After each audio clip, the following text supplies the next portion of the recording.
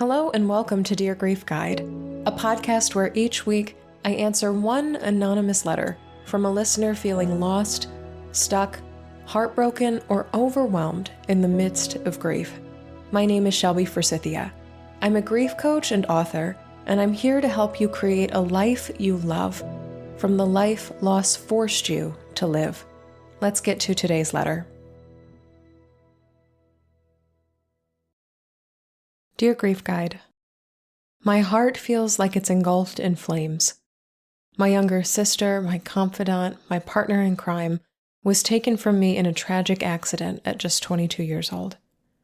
Every morning when I wake up, I remember she's not on the planet anymore, and I sink into despair again. Sometimes even sleep is not an escape, and I find myself reliving the night she died in nightmarish dreams. Our bond was more than blood. It was a tapestry woven with shared secrets, dreams, and laughter that resonated through the years. She was the one who understood the unspoken words, the silent cues that defined our relationship. We could just look at each other, and I knew what she was thinking. Losing her feels like losing a part of myself, a part that I can never replace. Her death was sudden, a car accident over the holidays, and the shock of the news still reverberates within me. The details of that fateful day are etched in my memory, a memory I wish I could erase or undo. But I won't burden you with the gory details. I want to focus on the essence of our connection and the emptiness her absence has left behind. She and I navigated the roller coaster of life together, supporting each other through thick and thin. Now, faced with the harsh reality of her death every single morning, I feel lost in a deep, dark forest, like a backpacker without a compass. I don't know what to do with all this pain. It's an ache that permeates every waking moment, a void that nothing seems to fill. How do I process and let go of all the swirling emotions I feel? Anguish, guilt, regret, anger, longing, they wrap around me like a suffocating, inescapable fog, the air I breathe.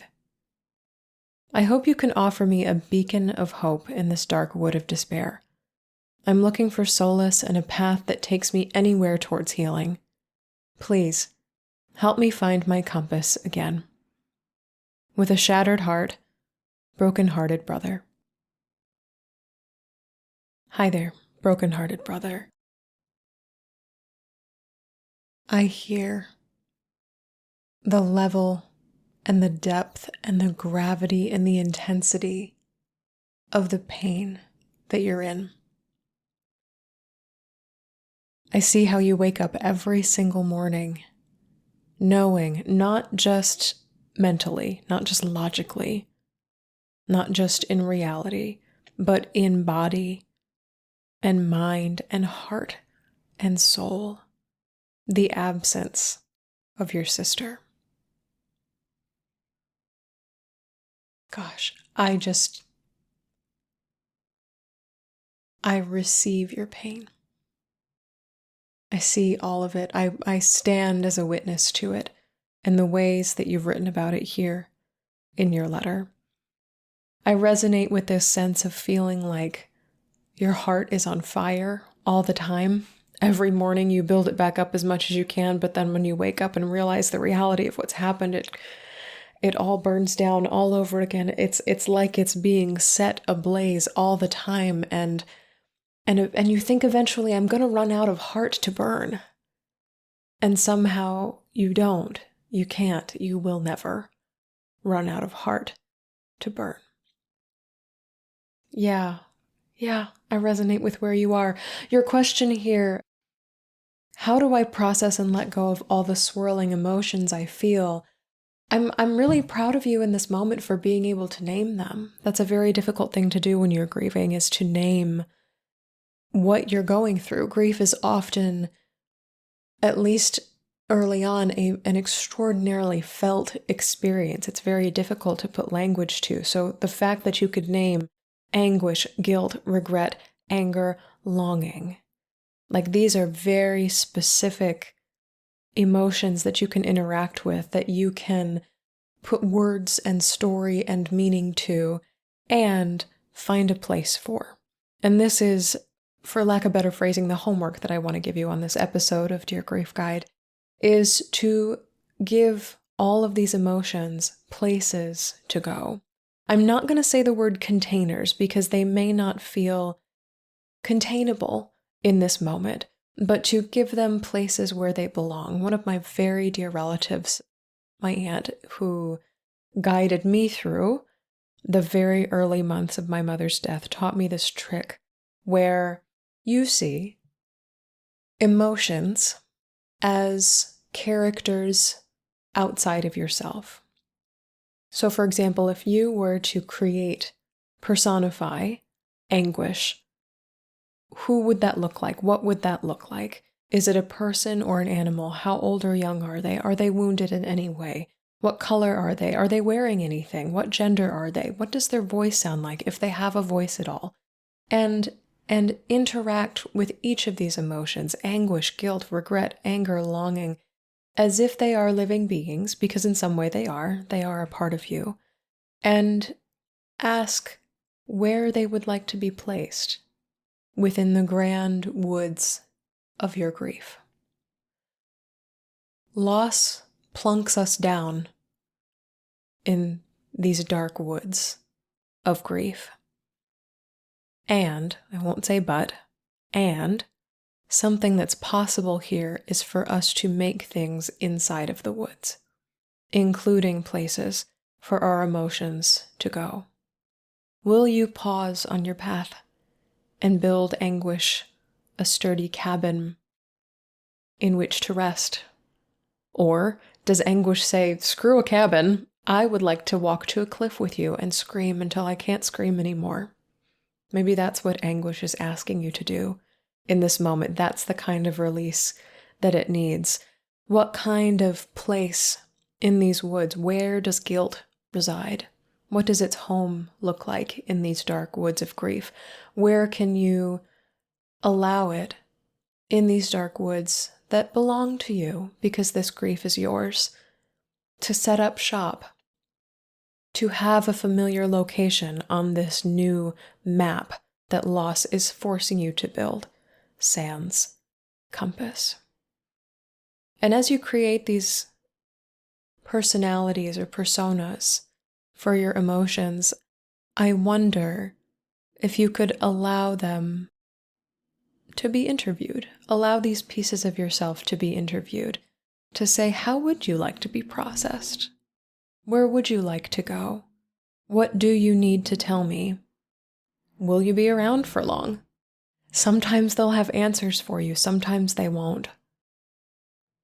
You may find with time, with repetitive grief anniversaries as the years go on, that emotions like longing are lifelong companions. And in offering them their own place to stay, a dedicated piece of the woods, in some ways they cease to be things that you carry. They cease to be things that are swirling inside of you, and instead take up these homes or these residences or these places or these activities or actions outside of you. They move from this thing that you can't digest to this thing that you have created and given voice to and name to and home to and dedication to. It's very similar in some ways to saying, I don't know how to remember my sister in my life. She existed there as a physical person. I could call her, I could hug her, I could drive in a car with her. We could be driver and passenger side by side going on the same road together. I do not know how to make a place for her in my life. Everything, all of that you shared with her is trapped inside you. And when you grieve, one of the invitations of grief is, how do you move these things inside of you to somewhere on the outside? Many clients that I work with one-on-one and people who are in my online course, Life After Loss Academy, they dedicate spaces in their physical homes for people they've lost, whether it's an entire altar or one picture in a frame on a desk, or a crocheted pillow on the couch, or a coffee mug that belonged to someone they love. These tiny little spaces where you insist on seeing your person over and over and over again, bringing the memories you have inside of you and allowing them to take up physical space outside of your body. So, brokenhearted brother, as you are in these dark woods of grief, what physical space, real or imagined, can you give these emotions? Where would they like to live? Where are they asking you to go? They may be asking you to follow them along the path for a ways, whether they tell you exactly where you're going to end up or not. See where anger takes you. See what stories it has to share. See what guilt may have hiding underneath its cloak. Oftentimes emotions like guilt, regret, and anger are ways to shield things like, I just loved her so much, and I continue to love her, present tense, so much. They have so much to say to you, and I trust that you will find your own ways of listening because you have already given them names. You know they are present, these emotions. Now I wonder, will you listen to what they have to say? Will you build homes for them where they can operate independently of you, where you can visit them, you can call on them when needed, they can come visit you? And when you have had the experience of being in anguish, you can say, okay, it's time for you to leave. I'm ready to experience another emotion, or neutrality, a lack of emotion, in this present moment. You can say, okay, this is where I, brokenhearted brother, end, and where this emotion begins, where it lives. It creates just a breath of distance between you. So you are not guilt, you are not regret, you are not anguish, you are not longing, but you are interacting with longing. You are visiting guilt, or guilt is visiting you. You are having an experience with anger, but it is not who you are. It is not the identity you are carrying in these dark woods. And I think offering yourself to this breath of distance between you and the emotions that you're feeling will also help you eventually. This is not your job right now, to know who you are in these dark woods, what your compass now is made of, should you choose to take up a compass again at all, to rebuild an identity and a life that you love inside of a life that loss very much forced you to live. My heart is with you, and you are not alone, even here in these woods.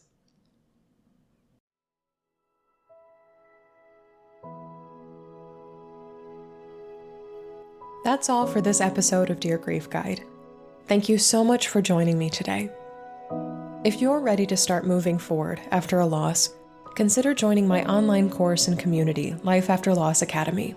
There, you'll find video lessons you can work through at your own pace, weekly live calls where I take your questions, and a welcoming community to talk about grief with others who understand.